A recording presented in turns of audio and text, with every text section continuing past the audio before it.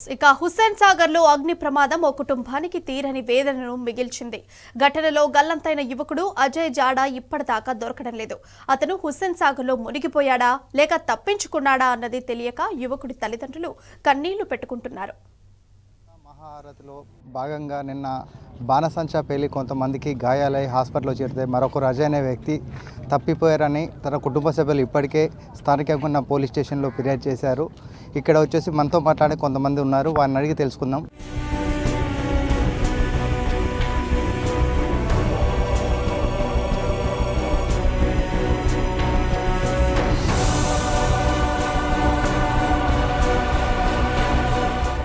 గణతంత్ర దినోత్సవ వేళ ఆర్భాటంగా భరతమాత మహాహారతి కార్యక్రమం జరిగింది. ఈ సందర్భంగా నిర్వహించిన కార్యక్రమంలో కేంద్ర మంత్రి కిషన్ రెడ్డి, గవర్నర్ జిష్ణుదేవ్, పలువురు ప్రముఖులు పాల్గొన్నారు. కేంద్ర మంత్రి కిషన్ రెడ్డి ఆదేశాల మేరకు ఈ కార్యక్రమం జరిగింది. అందులో భాగంగానే ఎలాంటి ముందు జాగ్రత్త చర్యలు లేకుండానే హుస్సేన్ సాగర్లో బాణసంచా కాల్చేందుకు సిద్ధమయ్యారు. పర్యాటక శాఖకు చెందిన 2 బోట్లలో బుద్ధ విగ్రహం దగ్గరకు అందరూ చేరుకున్నారు. బాణసంచాతో పాటు డ్రైవర్, వాటర్ సిబ్బంది, పలువురు నిపుణులు, 15 మంది బీజేపీ నాయకులు కార్యక్రమంలో ఆ సమయంలో ఉన్నారు. అయితే బాణసంచా కాల్చే క్రమంలో ఒక్కసారిగా అపశృతి చోటు చేసుకుంది. ఓ రాకెట్ ఎగిరి బోటు మీద పడి మంటలు అంటుకున్నాయి. ఏం జరిగిందో అర్థమయ్యే లోపే అగ్నికీలలు చుట్టుముట్టాయి. దీంతో బోట్లలో ఉన్న కొందరు ప్రాణాలు కాపాడుకునేందుకు నీళ్లలోకి దూకారు. చివరకు ఎలాగోలా అందరినీ రక్షించారు. అయితే అందరూ బయటపడినా అజయ్ అనే యువకుడు మాత్రం మిస్ అయ్యాడు. అదే ఇప్పుడు అందరినీ టెన్షన్కు గురిచేస్తోంది.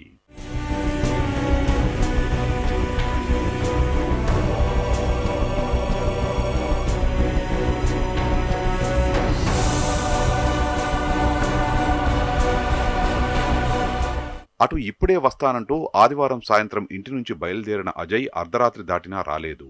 దీంతో అతని తల్లిదండ్రులు భయపడి పోలీసులకు ఫిర్యాదు చేశారు.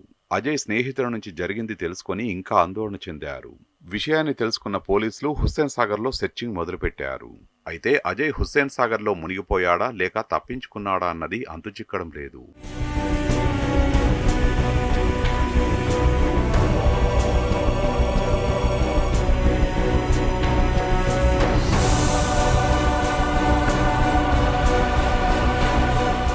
ఇప్పటిదాకా అజయ్ జాడ లేకపోవడంతో అతని తల్లిదండ్రులు శోకసంద్రంలో మునిగిపోయారు. తప్పు ఎవరిదైనా తమ కొడుకు జాడను కనిపెట్టాలని కోరుతున్నారు. ఇప్పటికైనా ప్రభుత్వం స్పందించి సహాయక చర్యల్ని వేగవంతం చేయాలని విజ్ఞప్తి చేస్తున్నారు. 2 గంటలకండి కొడుకు ఫోన్ చేసిన ఆయన ఎంబడి పోయిండేమో అనుకున్నా. అయితే నా ఎంబడి రాలే పెద్దమ్మ, మళ్ళీ ఫోన్ చేసి చెప్తా అన్నాడు. అయితే మా పెద్ద అబ్బాయికి ఫోన్ చేసి ఇట్లా అయ్యిందంట, ఆయన ఫోన్ చేసి మా పెద్ద అబ్బాయికి చెప్పిండు, ఇట్లా అయ్యిందంట ట్యాంక్బండ్ కాడ పోదాం రామ్మ అన్నాడు. ఇక అప్పటి నుంచి ఏడుస్తూనే ఉన్నా. ఏమైందని అంటే ఏం చెప్తలేడు. నువ్వైతే రా అని తీసుకొని వచ్చి ఇక్కడికి వచ్చినాక తెలిసింది నాకు. అందరూ ఉన్నారంట కానీ మా అబ్బాయి కనిపిస్తలేడంట సార్. అయితే నిన్న 7:30 ఇంట్లో నుంచి బయలుదేరిండు ఇక్కడికి. అంటే చెప్పలేదు మాకు ఇక్కడ వస్తున్నాను కూడా చెప్పలేదు. తర్వాత 8:30కి అట్లా ఫోన్ చేసి వాళ్ళమ్మ ఫోన్ చేస్తే ఇక్కడ హుస్సేన్ సాగర్ దగ్గరికి వచ్చినా అని చెప్పిండు. వస్తా 10:30, 11 వరకు వస్తా అని చెప్పిండు. తర్వాత ఫోన్ చేస్తే 9:30 నుంచి ఫోన్ స్విచ్ ఆఫ్ వస్తుంది. ఇక మేము వస్తాడు కానీ అనుకున్నాం, స్విచ్ ఆఫ్ అయిపోయాం. కానీ 2:30కి అట్లా వాళ్ళ ఫ్రెండ్స్ వాళ్ళతోటి నంబర్స్ ఫోన్ చేస్తే ఇక్కడ ఇట్లా ఫైర్ అయింది అని చెప్పారు. ఇక్కడ పోలీస్ స్టేషన్ దగ్గరికి వస్తే వాళ్ళు హాస్పిటల్ వేరే వాళ్ళు ఇట్లా జాయిన్ అయ్యారు, అక్కడ మీ బాబు పేరు లేదని చెప్పారు. వాళ్ళు ఇక్కడ ఉందేమో పొద్దున చూస్తామని చెప్పారు. అంతే, అప్పటి నుంచి అంతే. ఫైర్ యాక్సిడెంట్ జరిగినప్పుడు అజయ్ ఎలా మిస్ అయ్యాడో తమకు తెలియడం లేదని అతని స్నేహితులు చెబుతున్నారు. దీంతో పోలీసులకు కూడా ఎలాంటి క్లూ దొరకడం లేదు. అతను నీళ్లలో మునిగిపోయాడా లేక ఆ ప్రమాదం నుంచి బయటపడ్డాడా? ఒకవేళ బయటపడితే ఇప్పుడు ఎక్కడ ఉన్నాడన్నది కూడా క్లారిటీ లేదు. నెక్లెస్ రోడ్లో నేను జరిగిన ఫైర్ యాక్సిడెంట్లో అజయ్ కుమార్ అనే అబ్బాయి మిస్ అయినట్టుగా తెలిసింది. దాని ప్రకారం నేను నుంచి సెర్చ్ చేస్తున్నాము. DRF team, tourism department, civil police కలిసి సెర్చ్ చేస్తున్నాం.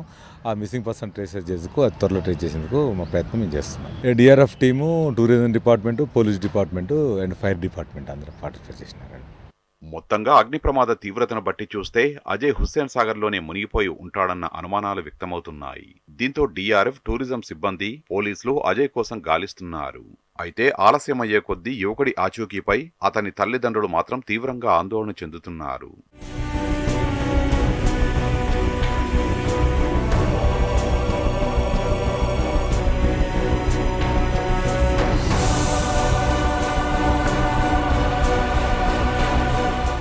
ఇప్పటికే డిఆర్ఎఫ్, పోలీసు వాళ్ళు మరియు టూరిజం వాళ్ళు కూడా గాలింపు చర్యలు చేపడుతున్నాము. క్షతగాత్రులందరినీ కూడా హాస్పిటల్కి తరలించాము.